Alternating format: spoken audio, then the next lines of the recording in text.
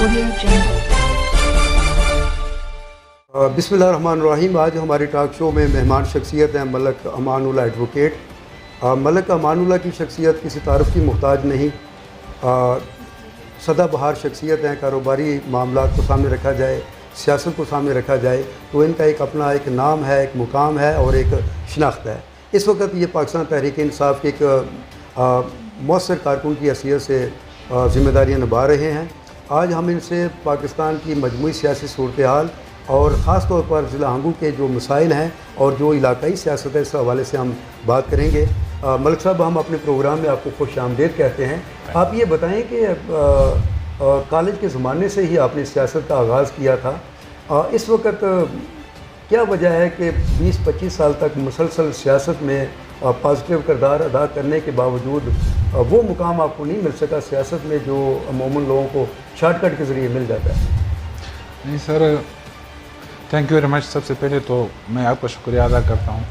तकरीबन ये 20-25 साल से तो आपसे भी वास्ता है और आप भी इधर सहाफ़त करते हैं।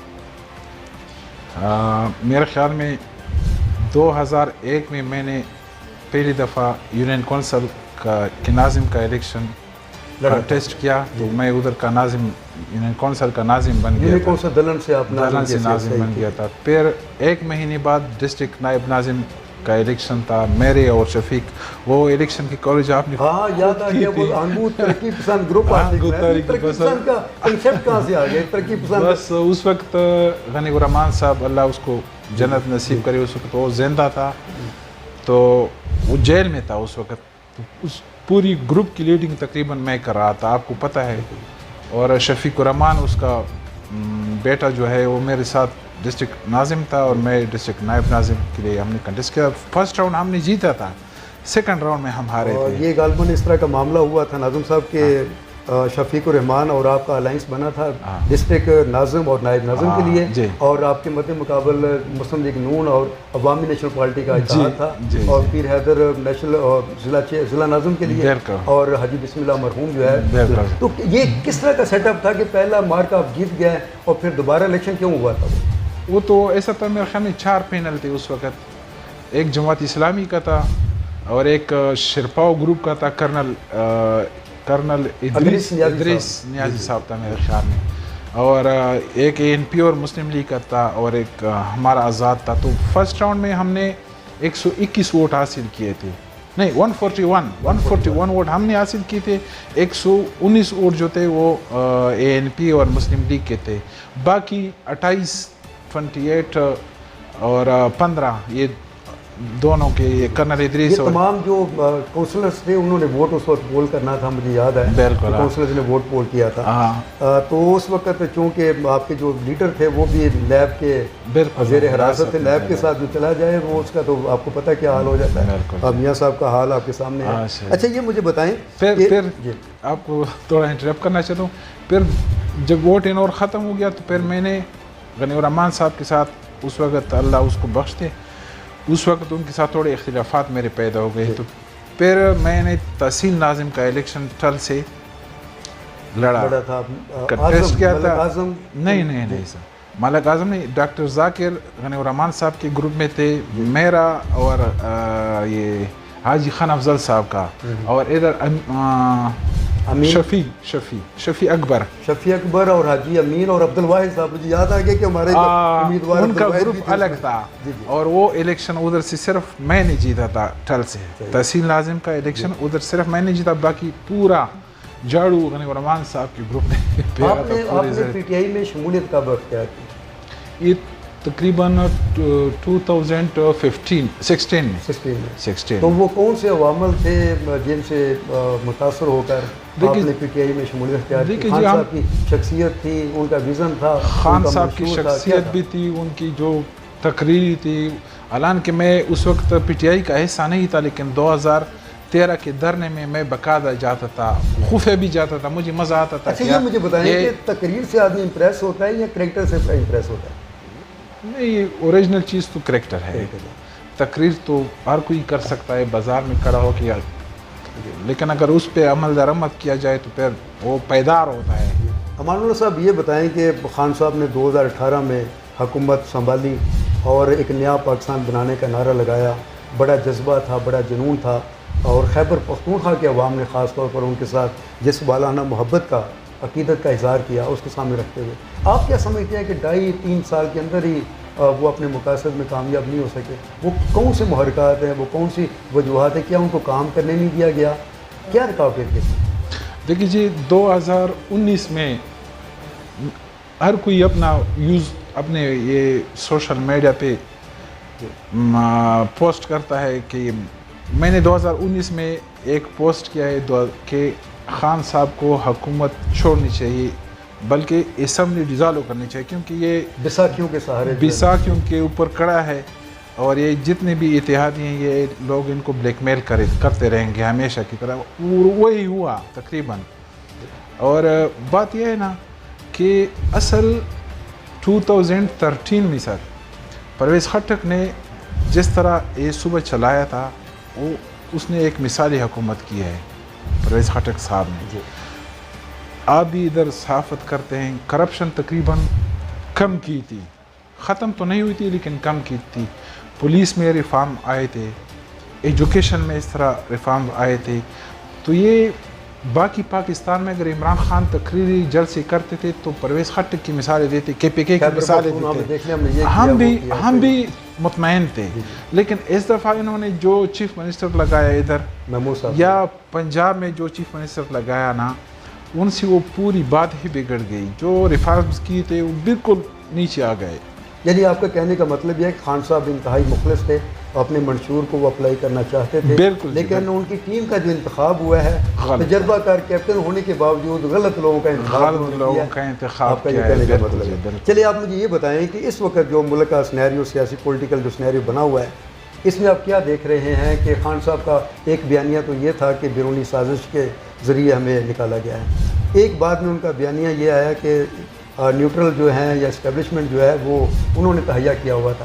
شیخ رشید صاحب کہہ رہے ہیں کہ 4 مہینے پہلے میں نے خان صاحب کو بتا دیا تھا کہ آپ کی حکومت جا رہی ہے۔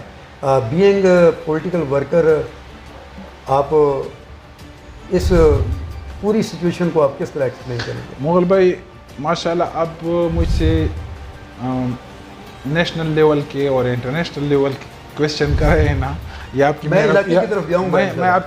یہ آپ کی مہربانی ہے۔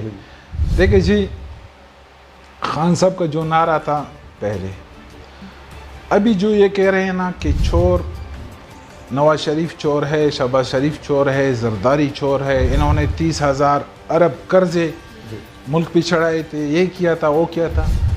مغل بھائی لوگ اب میچور ہو چکے ہیں تقریباً، یہ موبائل جس کے پاس بھی ہے نا وہ تقریباً روزانہ یہ سن سکتے ہیں۔ ہمارے تو بالکل یہ چور کا لفظ جو ہے نا، ہم نے تو ان کی بے عزتی کی ہے کہ بس یہ چور 3.5-4 سال انہوں نے گزارے، ان کے جائیداد ضبط کرنی تھی نا، ان کو جیل میں ڈالنا تھا۔ اگر 4.5 سال میں ان کو کچھ بھی نہیں کیا انہوں نے تو اگلی بار کیا کریں گے؟ میرے خیال میں ان کو چھوڑنا چاہیے، ان باتوں کو اپنی کارکردگی دکھانی چاہیے سب کو۔ یعنی آپ کے کہنے کا مطلب یہ ہے کہ جتنے ٹاک شوز ہوتے ہیں، جتنی وہ جلسے ہوتے ہیں، جب وہاں پہ یہ بتایا جائے کہ فلاں چور ہے، فلاں نے یہ کیا ہے، وہ کیا ہے، یہ اس کے برعکس اگر یہ بتایا جائے کہ میں نے یہ کیا ہے یا میری ٹیم نے یہ کیا تو زیادہ بہتر ہوگا۔ ابھی میں جو دیکھ رہا ہوں تقریباً، پہلے یہ خود کہہ رہا تھا کہ خان صاحب کہہ رہا تھا کہ 30,000 ارب روپیہ انہوں نے ملک پہ قرض چڑھایا ہے، ابھی میرے خیال میں 60 سے اوپر ہے، 60,000 سے اوپر ہے جو فگر میں دیکھ رہا ہوں، تو یہ تو ڈبل ہو گیا۔ اس کا واحد حل یہ ہے کہ 2008 کی بات کڑا احتساب کیا جائے، کیونکہ یہ قرض جو ڈبل ہو گئے ہیں۔ یہ 2008 کی بات جو لوگ بھی جس اہم ذمہ دار منصب پہ آئے ہیں ان کا کڑا احتساب کیا جائے کہ انہوں نے آخر یہ چڑھائی کیوں ہے۔ اب یہ کہہ رہے ہیں نا کہ ڈالر نیچے آ گیا ہے، اوپر چڑھا ہے، روپیہ نیچے آ گیا ہے، اس وجہ سے یہ قرضے ڈبل ہو گئے ہیں۔ روپیہ کیوں نیچے آیا ہے؟ بنگلہ دیش کا روپیہ کیوں نیچے نہیں آتا؟ انڈیا کا روپیہ نیچے کیوں نہیں آتا؟ ملک صاحب بالکل آپ کی بات صحیح ہے۔ چلو ہم ان چیزوں کو آگے بڑھاتے ہیں، علاقائی سیاست کی طرف آتے ہیں۔ ملک صاحب آپ کا کافی لوکل سطح پہ اثر و رسوخ ہے، ابھی حال ہی میں یہاں پر لوکل باڈی الیکشن ہوئے ہیں، اور لوکل باڈی الیکشن میں بڑی دلچسپ صورتحال یہ بنے کہ تینوں کی تینوں جو اسمبلی ہے سیٹیں ہیں وہ پی ٹی آئی کی ہیں، لیکن یہاں پر جو چیئرمین الیکٹ ہوئے ہیں، جو بلدیاتی نمائندے الیکٹ ہوئے ہیں، ان کا تعلق جو ہے وہ جمعیت علماء اسلام سے اور آزاد عصیت سے وہ کامیاب ہوئے ہیں۔ تو یہ پارٹی علاقے میں مقبولیت ہو چکی ہے یا ان کے ہارنے کی محرکات کچھ اور ہیں؟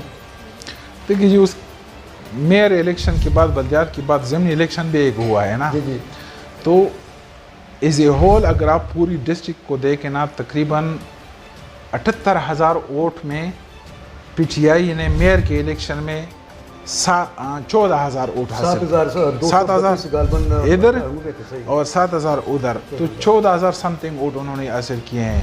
اس طرح جمعیت علماء اسلام نے 23,000 ووٹ حاصل کیے ہیں دونوں تحصیل سے، اور آزاد انڈیپینڈنٹ جو ہے انہوں نے 24,000 ووٹ اس طرح حاصل کیے ہیں دونوں تحصیلوں سے انڈیپینڈنٹ۔ تحصیل کون تھا آزاد کے لیے؟ شوکت حیات۔ اچھا، یہ تو 26-27,000 بنتے ہیں، 19,000 تو سم تھنگ انہوں نے لیے ہیں ہمارے جو ہیں یہ ہمارے جو عامر غنی صاحب ہیں آزاد وہ بھی آزاد ہے۔ ایسا اے این پی نے تقریباً 11,000 اس طرح ووٹ حاصل کیے ہیں، لیکن یہ سب کچھ پرسنالٹی پر، کینڈیڈیٹ پر دار و مدار ہے۔ اس کے بعد ضمنی الیکشن جو ہوتا ہے، ضمنی الیکشن میں 43,000 ووٹ میں پی ٹی آئی 21,000 ووٹ لیتے ہیں، اور جمعیت علماء اسلام 17,000-18,000 ووٹ لیتے ہیں نا، باقی اے این پی والے۔ تو اس طرح کینڈیڈیٹ پر بھی دار و مدار ہوتا ہے۔ بالکل، یہ آپ کی بات بالکل صحیح ہے کہ جو علاقائی سیاست ہوتی ہے اس میں ہر شخصیت کا اپنا ووٹ ہوتا ہے، اور شخصیت کو بھی دیکھا جاتا ہے، اور اس کے بعد عوام جو ہے وہ انتخاب کرتے ہیں۔ یہ آپ کی بات بالکل بجائے ہے۔ تو آئندہ الیکشن میں دیکھیں گے عوام شخصی ووٹ جو ہوتے ہیں وہ ان کی بنیاد پر جو ہے ڈسٹرکٹ ہنگو کی پہچان غنی الرحمان تھے، انہوں نے اس کو ضلع کا درجہ دیا۔ آپ غنی الرحمان سے لے کے اب تک جتنے ہماری جو لوکل جو لیڈرشپ آئی ہے، آپ ان کا اگر آپس میں کمپیریزن کریں تو اس وقت کا جو لیڈرشپ کا جو معیار ہے اس کو آپ کس طرح دیکھتے ہیں؟ غنی الرحمان کی بات دیکھو جی، غنی الرحمان صاحب اللہ اس کو جنت نصیب کرے جی، حقیقت میں انہوں نے یہ ڈسٹرکٹ بنایا، سب سے بڑا کام جو انہوں نے کیا ہے نا، ضلع بنایا ہے کوہاٹ سے۔ پہلے ہم کوہاٹ کا حصہ تھے ادھر، اس کے بعد جی ہمارے ڈسٹرکٹ لیول میں جو بلدیات کا نظام مشرف صاحب کے دور میں آیا، تو یہ ناریاب ڈیم، پیر حیدر علی شاہ صاحب اور پوری اس کے ساتھ جو جتنی بھی ٹیم تھی، پوری ڈسٹرکٹ کی ٹیم تھی، اور گورنر صاحب کے مہربانی سے وہ بنا، یہ میگا پروجیکٹ تھا۔ اس کے بعد تو میرے خیال میں کوئی میگا پروجیکٹ نہیں آیا ہے۔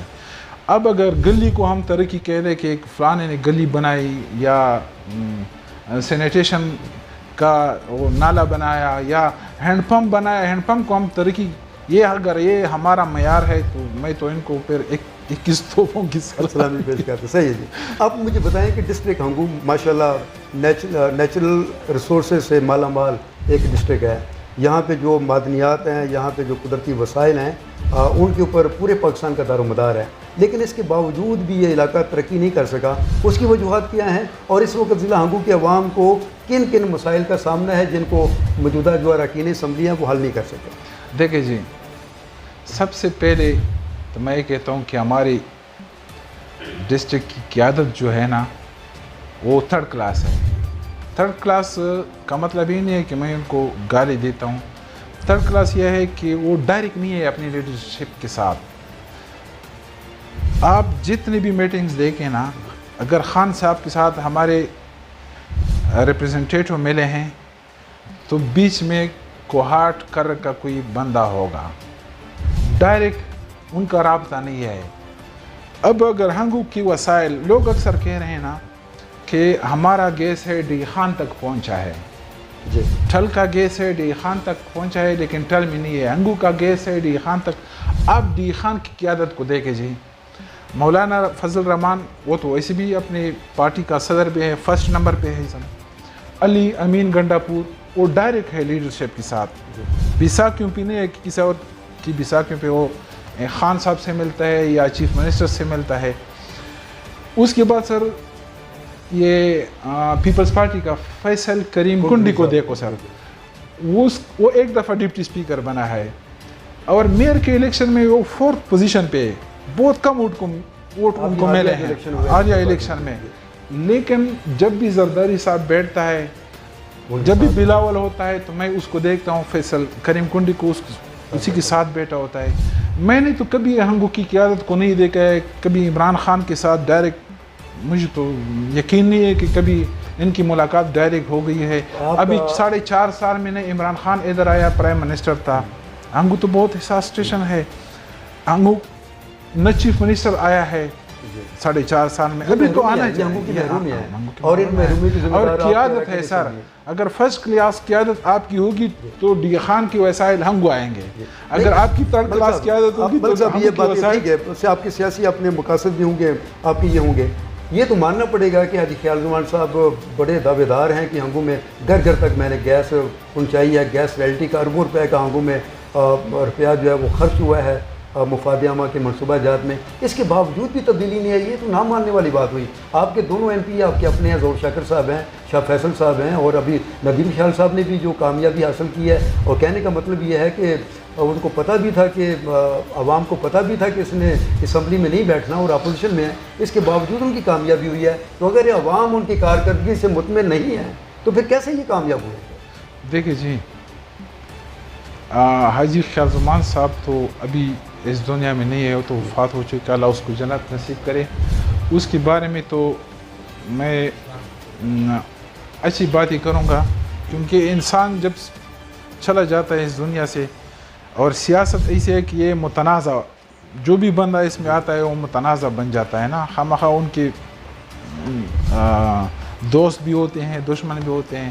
خیال زمان صاحب جو ہے نا, انہوں نے واقعی یہ گیس پائپ لائن ان کے دور میں آیا ہے, لیکن ایک بات تھی, اس وقت کے چیف منسٹر پرویز خٹک نے ایک ڈائریکٹ ایشو کی تھی کہ جتنے بھی رائلٹی کے پیسے آئیں گے وہ صرف گیس ہی کی پروجیکٹ پہ لگیں گے, باقی کی کسی بھی پروجیکٹ پہ نہیں لگیں گے.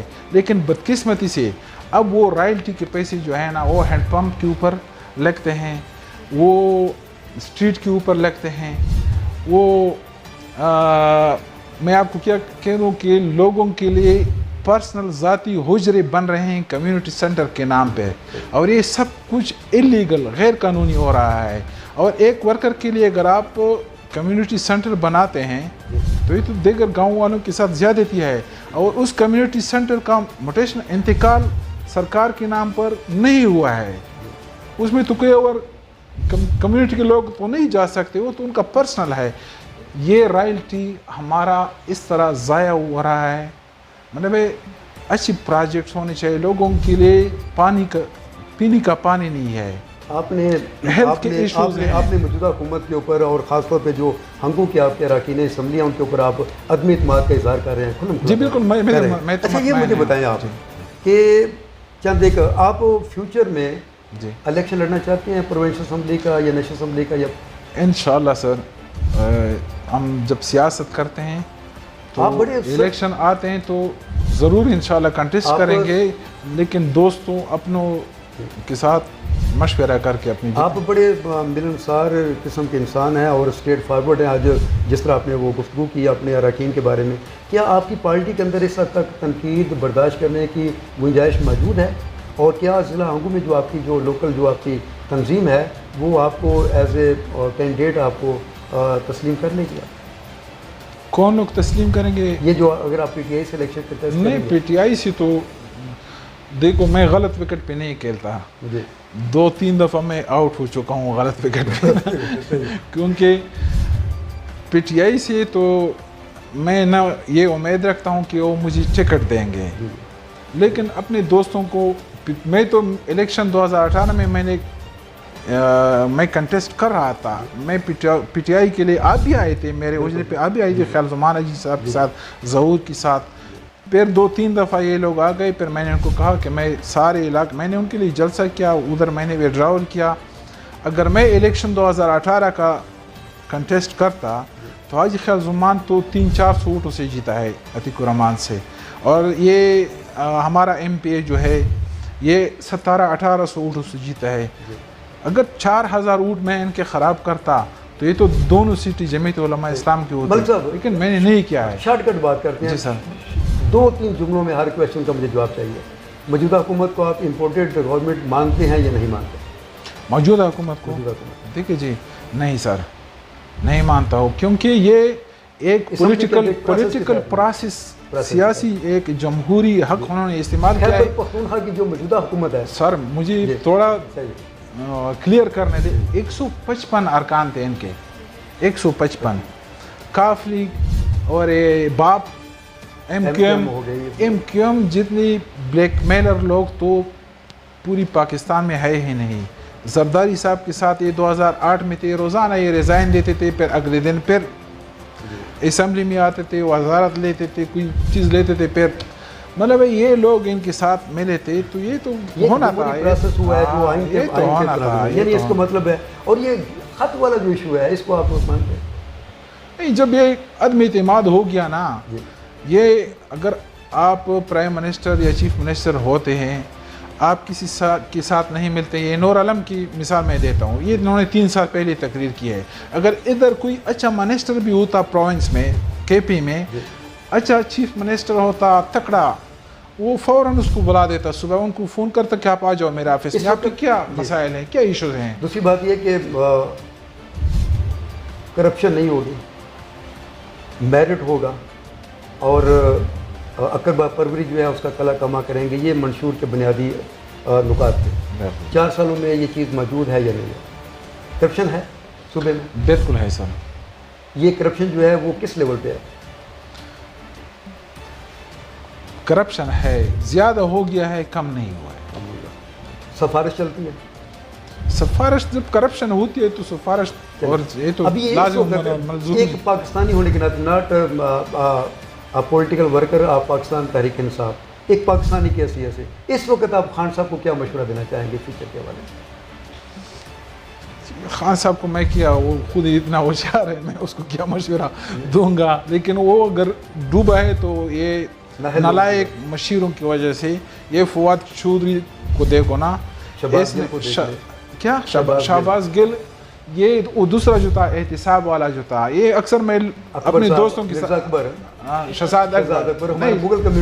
شہزاد اکبر جی, میں قسم سے میں اپنے دوستوں کے ساتھ جب گپ لگا رہا تھا, کبھی کبھی یہ ایشو آتی تھی نا, تو میں اس کو کہتا تھا کہ لوگ اس کا نام بھول جائیں گے کہ یہ کون تھا, کدھر سے آیا تھا. ابھی شہباز گل کو یہ 2019 میں آیا ہے نا, 2019 میں, اس سے پہلے اس کا یہ کون تھا, کدھر سے آیا ہے. چلیے ایک لاسٹ کویشچن آپ سے کرتا ہوں, میرا خیال ہے وہ موبائل میں بھی اتنی وہ نئی کویسچن نہیں رہی. آپ یہ بتائیں کہ اس وقت ضلع ہنگو کے عوام کو آپ کیا پیغام کنوے کریں گے جو جنرل الیکشن آ رہے ہیں اس حوالے سے؟ اور دیکھیں جی, جنرل الیکشن جو آ رہے ہیں نا, میں تو یہ کہہ رہا ہوں نا کہ تکڑے بندے کو منتخب کرنا چاہیے ہنگو, کیونکہ ہنگو بہت پسماندہ رہا, اور یہ ہنگو کی وسائل ہیں, رائلٹی ہے, سب کچھ ہے. ابھی آپ نے پوچھا کہ یہ ندیم خیال صاحب جو ہے اس کے بارے میں آپ نے پوچھا, ابھی تک انہوں نے حلف نہیں لیا ہے. تو رائلٹی کا جو پیسہ ہے وہ چیئرمین ہے ادھر, رائلٹی کی پیسے کا وہ چیئرمین ہے ادھر. اس کے ساتھ ڈی سی میرے خیال میں سیکٹری ہوتا ہے, باقی ایک پورا سیٹ اپ ممبر ہوتا ہے نا. جب تو پینڈنگ رہیں گے نا.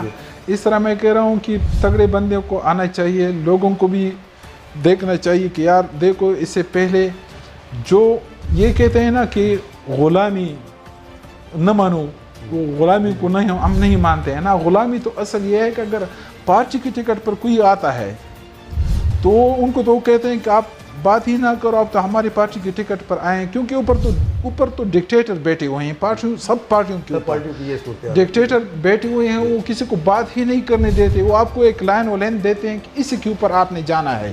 باقی ادھر ادھر اگر آپ نے اسمبلی میں تقریر بھی کی تو ہم آپ کو غدار کہہ دیں گے, ہم آپ کو منحرف کہہ دیں گے.